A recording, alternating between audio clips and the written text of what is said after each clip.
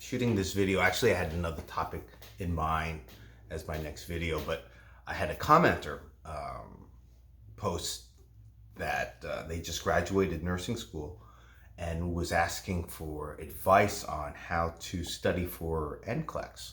And I thought I better jump on that very quickly because there's a time element there. One of my first bits of advice for NCLEX would be don't wait too long. Don't wait 6 months. Don't wait 3 months, even if you can avoid, 3 months is probably about the edge of it. But any more than that, it's not fresh anymore in your mind. You're not using it. I just came back from a week and a half, 2-week vacation basically. And physically I'm dying. My legs are aching. It's whatever. I just finished 2 shifts and I'm like, oh, I got 3 coming up tomorrow.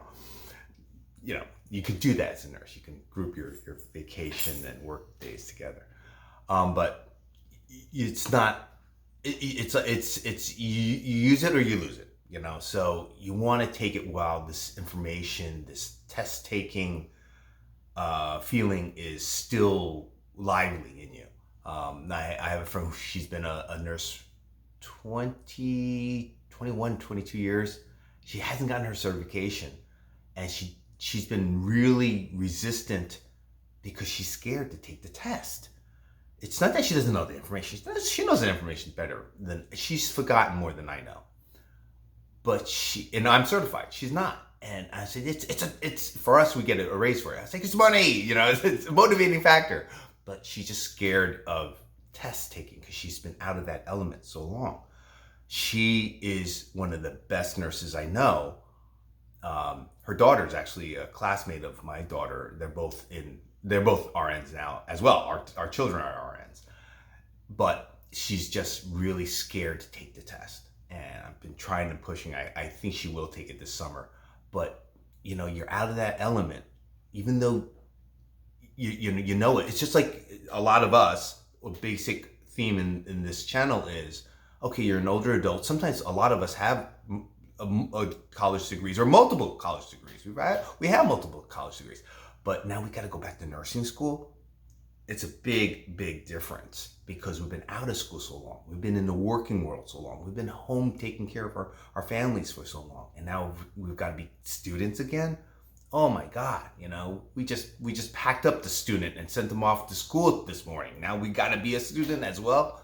It's a big, big difference, right? So that's why I really strongly urge taking the test fairly quickly. Not like a week after graduation. There were some people that did it before graduation. So they're at graduation, commencement or whatever. I had it virtual, barely virtual. But my daughters and other people I've attended theirs, and 1 or 2 people have RNs after their name already. They're like, they really got on a horse and made that happen. And it's not simple to get to the nursing, to NCLEX testing, because you need to have your school sign off on you, certify, then submit it to Pearson and have them accept that, and then schedule it somewhere and then take it. It's a process. So it's not easy. Just getting that to that point is difficult, or it's onerous. And then you have to pass, right? Oh yeah, I got to pass. I got to actually take this test and pass. But there are a number of factors that make NCLEX a lot easier than nursing school. And this is probably one of the most important factors I'll impart to you, is that it's not as much pressure. And you might be thrown in like what the is Ray talking about? It's not as much pressure as nursing school, because nursing school, you fail, you're out. There's some schools, you fail, you're back. My school was a lot more lenient in that if you failed a little bit, like 69 before 70, let's say 70 was passing and you got 69, you could still apply to be reinstated the following semester or whatever. There are many schools that say goodbye, leave. Didn't matter you put in 3 years with us. Doesn't matter you put in 2 years with us. That's it. So you're jumping off a cliff. and hoping the cliff is only 2 inches. So it's very, very different than NCLEX, where if you fail, you can go back and take the test. I know somebody who, I think she took a year and almost 3/4 to pass. How many times she took the NCLEX, I do not know. But I hazard a guess that was probably more than 5 times. So, I mean, because you fail, you have to wait a certain period of time. I don't know if you fail multiple times. Does it get longer and longer? That I don't know, but I don't know how many times she took the test, but she finally passed and she's finally an RN. So it doesn't matter how many times you take the test, how badly you did. Nobody cares about what score you got. It's not like I got 1,600 in SATs. Great. What does that mean now that I'm 54? Who cares? Who gives a hoot, right? Same thing. Yeah, you pass with 60, you pass with 75, whatever the cutoff is. Who cares later on, years down the road? We're all nurses then, okay? So it doesn't matter what your score is. It's just that you passed. It's one of the best nurses I know, not the same nurse, another nurse. She's an educator. She's one of our organization's main educators. She failed, and she maxed out her test both times. This is back when you had to write it. So she had to go somewhere, sit down, take it in paper, take it again in paper, and wait the weeks in between to say, hey, you failed the first time. Second time, you finally passed. Been a nurse almost 20 years, I think 18 years, I think is what she said. And she's our educator now, and one of the best nurses I know. It matters what you do on the job. So NCLEX, you can fail, don't worry, don't fret. The nursing school frets because they're gauged on pass-fail rates first time around. Second time, third time, fourth time around, doesn't matter. They've lost it the first time, right? But that's their metric of being rated and keeping their accreditation. So that's their mentality. That's why they're trying to fail you before you get to that point so that you don't make them look bad. But if you pass every one of their metrics and tests, that's great. That means they prepared you well enough. And that's the other point, is pass-fail.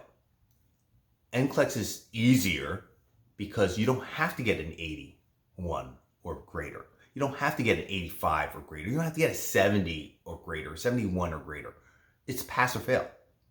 You pass, you pass. You took 200, and I think the top was 265 back in the day. So you got 133 questions right. You got 132 questions wrong. You passed. Back when it was 60 is the minimum. That was the maximum. The minimum was 60 for a couple of years. You got 31 questions right. Congratulations, you passed. You don't have to get to all 60 right. The system now is smart too. It's a learning algorithm in there. So you keep getting them right, the questions will get harder and harder and harder. I remember the last 3 questions I got were like, what the frick are they asking? Genetic questions. What is this about? I don't even know what that word means. So they just got harder and harder because they knew at a couple questions before then that I passed, but they were like, okay, smart ass, we're gonna try you in this, try you in this, try you this. Fine, congratulations, you passed. And I was just like, that was unnecessary. That was so unnecessary. Because it scared the hell out of me. But you see, so it's pass fail. You don't need to get 100%. There's no 100% on NCLEX. All right, you just need to pass enough so that you're not dangerous. That's what they want to know. So those are aspects about NCLEX that you don't have to worry about. The pressure of it is not as great. It's a pass fail. It's not as whatever. So those are factors to put your mind at ease. And the original commenter was like, well, help me study then. That's a loaded question in itself, because if you're weak in pharmacology, I would tell you to study pharmacology. I was super weak in OBGY. I gave up. To be honest, I gave up because I said, I'll fail that one section. I can't do it. I concentrate on other things. And I probably did fail OBGY, but I'm not an OBGY nurse. I knew I wasn't going to be. If you know you're not going to be an oncology nurse, put that to the side. Concentrate on the med surg, the hardcore med surg, the hardcore pharmacology, the hardcore electrolytes, blood values, and stuff like that. Because if you know those things, you can be weak on certain parts. Don't get me wrong. You're not going to get hired then for oncology if you're weak on oncology, right? You wouldn't even bother. You wouldn't even bother applying. And our subset specialties are different enough that you can pick. You know, a cardiologist is not going to give a crap about your colon. He's not going to care. You know, a neurosurgeon, she's not going to care that you've got bunions on your feet. Not really. They don't want to know about podiatry. They're like, I'm a neurosurgeon. I don't need to know that, right? And they're absolutely right. I've had neurosurgeons tell me, I was like, I don't care about their insulin coverage and what. I'm a neurosurgeon. Go to the medical the internist for that. You know, I'm like, okay, doc. They don't want to know. They have zero clue. I work on the brain, and I work on rebuilding. Recatheterizing the blood flow to this part of the thalamus. You know, that's what they're worried about. You know, they're like, I'm not gonna give a prescription for erectile dysfunction. I could give a crap. No. Specialties. Okay. So don't worry about if you're weak on one section. Don't think you have to know everything. So you can sacrifice a little bit. But to address the original question of the commenter is, what can I do to study? Know those other factors. Know that it's not the end of the world of this, not the end of the world of that. Don't worry about that. But practice questions. Definitely practice questions. That's the best way to study for the NCLEX, because you want to get used to taking the questions you're going to see. Best if you could do it in a setting that's very similar to what you're going to do. You know, whether it's on paper, not anymore. It's going to be online. It's going to be on your laptop if you're doing a remote. If you're going to have to go to a place, try to maybe do it in a library and practice your questions, you know, connecting to the internet or something like that.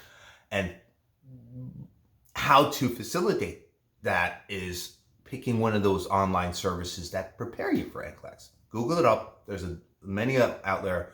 There's Kaplan, there's UWorld, I think Elsevier, there's another one. I forgot. I think the doctors also use it, and for their MCAT stuff. There's many. I used them. I highly recommend it. You start out taking 10 questions a day for maybe a few days. I wouldn't even bother more than that, because once you take it 3 or 4 times, you get the gist of it. Up it to 20. Do that for a week. Up it to 30. Do that for a week. Up it to 40. Do it so on and so forth until you're about 50 or 60 a day.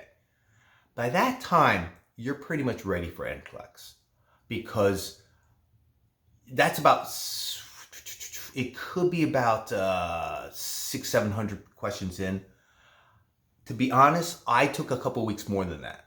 It took me about 7 weeks from start to finish to feel myself ready for NCLEX.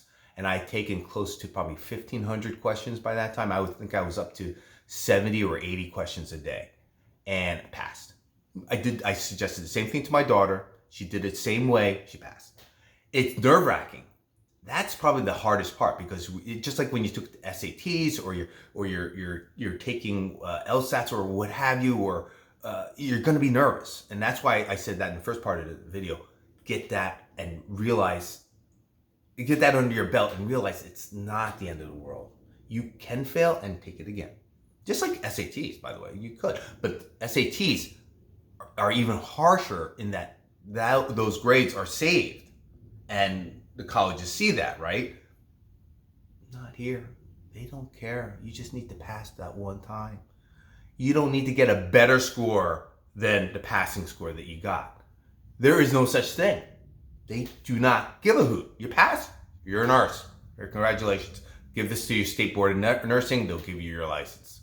Goodbye. We don't want to hear from you again. That's it. You know, you're not getting a 1,400 in SATs. I want to take it again and get 1,500. Total disclosure, I did do something like that. I didn't like my score. I took it again. My brother smacked me over the head.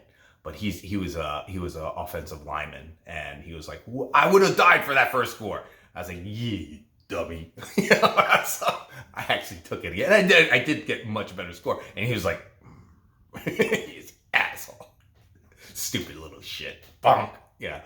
But there's none of that in NCLEX. You take it once, you pass, you're done. You take it 6 times, you pass, you're done. Doesn't matter. Okay, I know like I said, I know people that took it many, many times and ended up passing, and they're working alongside me. They don't care. They're great nurses, no problems. They're very diligent. That's the point. You got to be safe and effective in your job. So really, that's the best advice I can give you, is signing up for one of those online practice courses. I'm not shilling for any of them. I don't get any kind of advertising money. That's not what I'm here for. I don't take a single penny of that.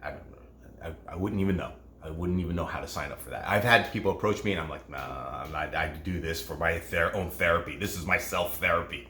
I don't do this for anything other than self gratification. It's those services are very, very helpful. It's worth the money. It's worth the investment. If you have to borrow it, sign up for it, you're gonna make nurse money soon. You pay it back. It's better to pass, right? Get the job. Those will help you get into the frame of mind and see the questions, because there's only so many ways you can ask about metoprolol. There's only so many ways you can ask about, like insulin. My professors taught and wrote. They taught us to prepare for NCLEX. They also wrote NCLEX questions. And you write up 100, and they might take 10 out of 100, or it might take 0. It might take 50. I don't know, whatever, right? But I'm like, wait a minute, I saw that on an exam. I saw that in NCLEX. Oh, she wrote that for them. Same thing with UWorld, Kaplan, those services. They're calling from past NCLEXs and putting it in their bank, and then regurgitating it out to you. There's only so many ways you can ask about that. Head of bed, turn Q2. There's only so many ways you can ask about this stuff. If you take 1,000 questions, chances are you got a lot of the NCLEX questions, the actual NCLEX questions already in your mind. You take 2,000, you basically have them all. I was, like I said, up to about 1,500, 1,600 in that range. I forgot how many. It basically maxed out the question bank. And NCLEX was easy. It was easy. Before, if I didn't do that, I would have been completely dead in the water. Because even though I had my nursing diploma, it wasn't quite the same as taking NCLEX.